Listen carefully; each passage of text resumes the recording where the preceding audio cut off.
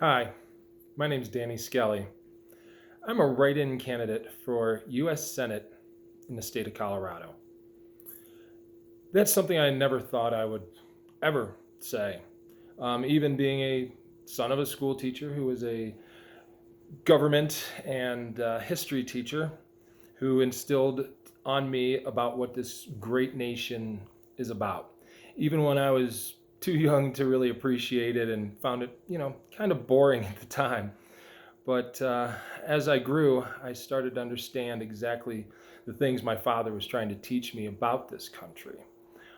He was a Kennedy Democrat, and that's how I was born and raised, and that's how I spent most of my life into my adulthood until the Democrat Party kind of, and I think a lot of Democrats will agree with me, they kind of lost their way and got a little bit too radical and forgot exactly what their function was. So at that point, I became, a Republican for the most part, still keeping a lot of my liberal and Democrat beliefs. I became a Republican, and then, they started to lose their way as well. This voting on party line thing is just absolutely devastating to our country. For some of these bills that have passed, completely 100% partisan, has got to show you that the divide in this country is just incredible. But it's my opinion that most of us fall in the moderate category. That's why I'm running as an independent. I don't want to be beholden to any specific party when I cast my vote for the people of Colorado. And in the Senate, it's not just the state of Colorado. We all know that we vote on the entire country, which is something that's how we were set up as a country, and it's what makes our nation so great. Each state has its own individual needs, and what might be right for New York or California or Texas or Utah, it might not be right for the folks in the state of Colorado. So we can't just vote down party lines because we will get reprimanded, or the higher ups that are in charge won't endorse us or introduce our bills, or they will hold a grudge against us, or slander us or slam us. That's not what politics are. Politics are about the people. And I'm just a little guy. I'm just like you and your family. I'm not a billionaire. Actually, I'm about as far from a billionaire as you could possibly get. I'm a small business owner. I own a real estate brokerage firm in a little town called Evergreen, Colorado, just outside of Denver. One of the most beautiful places on this planet, and I love every minute of it. And this is a great place to raise my children, and I absolutely adore it. So, what I would like to do, what I will do when I am given the honor of representing this great state of Colorado, I will vote for what is right for you, not what is right for the higher ups. And I would never be pressured into anything that I didn't believe was right for the state of Colorado. In my moderate beliefs, socially, I feel as if I'm very liberal. Fiscally, I'm very much a conservative. There's issues that our country is running into right now with we can't continue on what we're doing with the way we're spending money, and especially where we're putting money. This last emergency bill is a great example. I mean, on day one, the airlines were with their hand out saying, "Oh, we need a bailout. We need money," and that's okay, I guess. The issue that I had was small businesses were left out of this for the most part. Yeah, the SBA has some extra money that they're lending out, but it's not enough to really help.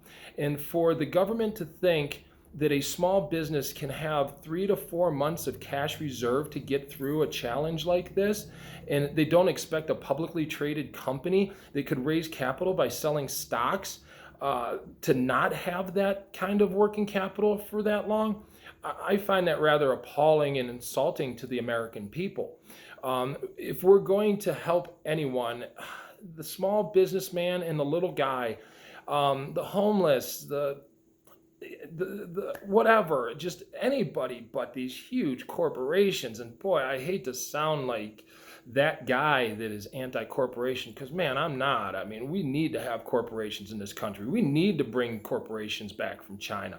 We need to have our industries back and our industrial side. We need that as a country. And the last couple of months have proven that to us. I mean, for us to have to beg China for supplies in a pandemic, I really, really hope that DC has realized that we can't live like that. We can't be beholden to a country that really wants to see our demise and wants to knock us down and take our place in the world.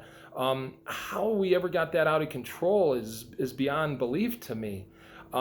So I'm just the little guy looking out for the little guy, and I understand that every politician says that, but I promised to only run 2 terms because I'm a big opponent of term limits. I don't think these guys should be career politicians.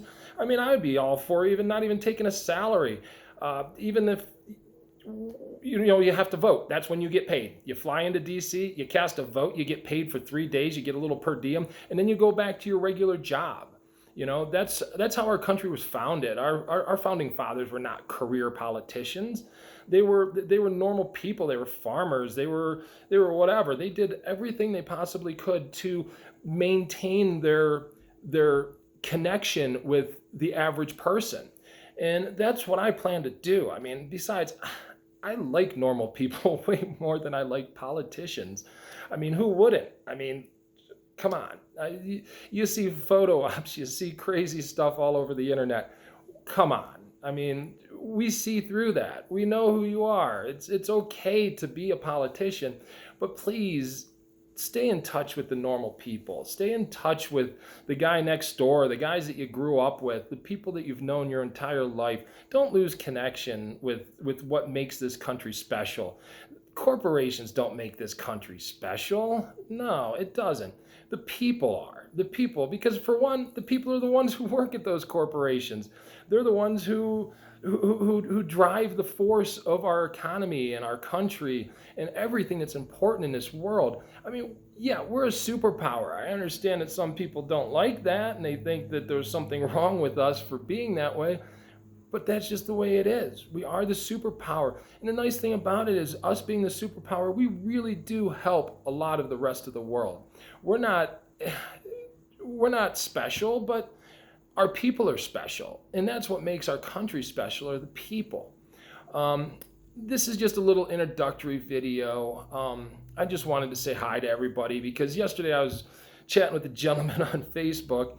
And, this is a small campaign right now. I mean, it's grassroots. I don't even have a campaign manager or the ability to take funds right now. So everything I do, I have to be careful and I have to do it free. I have to post videos on social media and have people share it. I mean, it's a small grassroots effort that has taken off in 3 days like I never thought it would. I mean, I'm getting calls from all over the country of people just asking how they can help. And I would love your help, and absolutely, I do need your help, but I think I would rather ask you how I can help you and help your family and how I can help you get through tough times, because we will always have tough times. This country will always have something that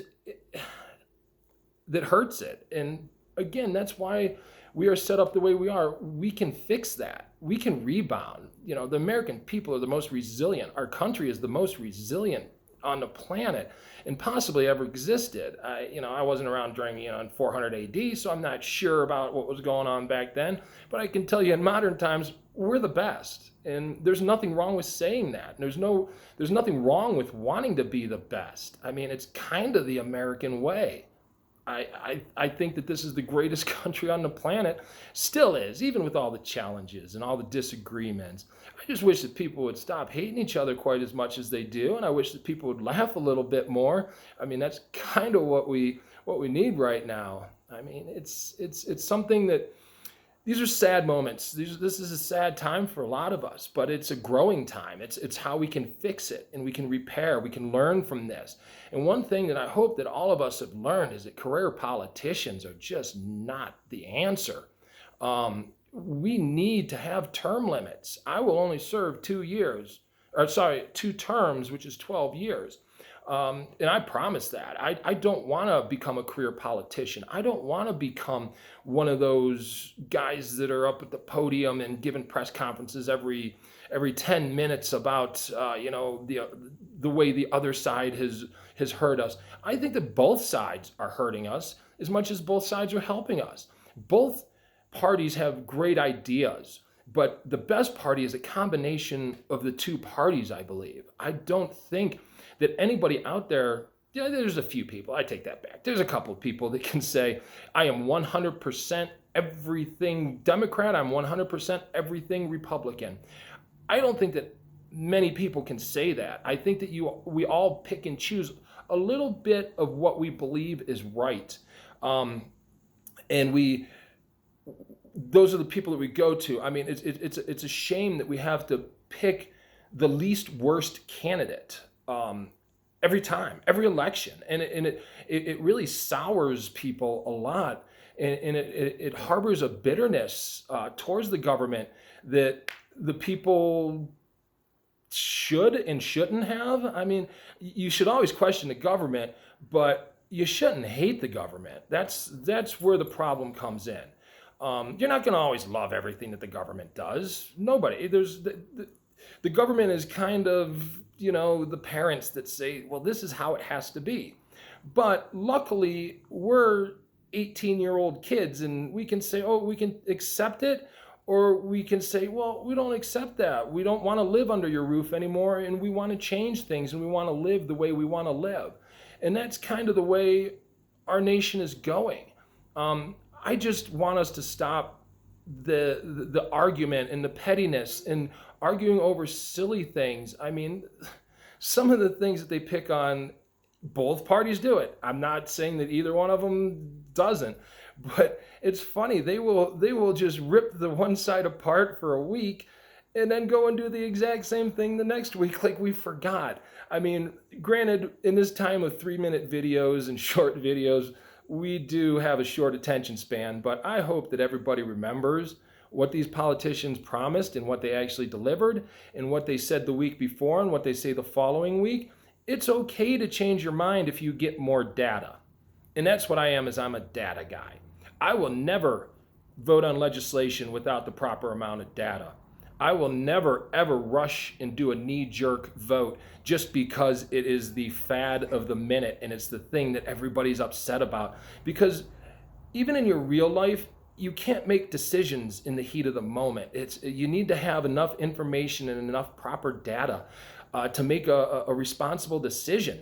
And we have made some very, very irresponsible decisions in the heat of the moment. And once those bills pass, it's really hard to change them.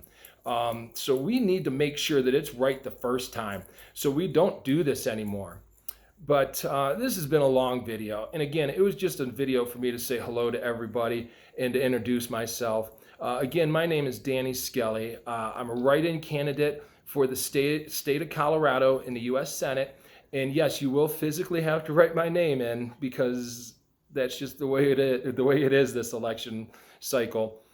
So please, I appreciate your vote. And I'm not sure if I have to say this because I don't know if this is really a campaign ad, but my name is Danny Skelly and I approve this message. Thank you very much, everybody. I hope you have a wonderful day. And please register to vote, and don't forget to vote. Even if it's not for me, you still got to vote, because if you want to change things, you can't do it without voting. Have a great day. Thank you very much for listening.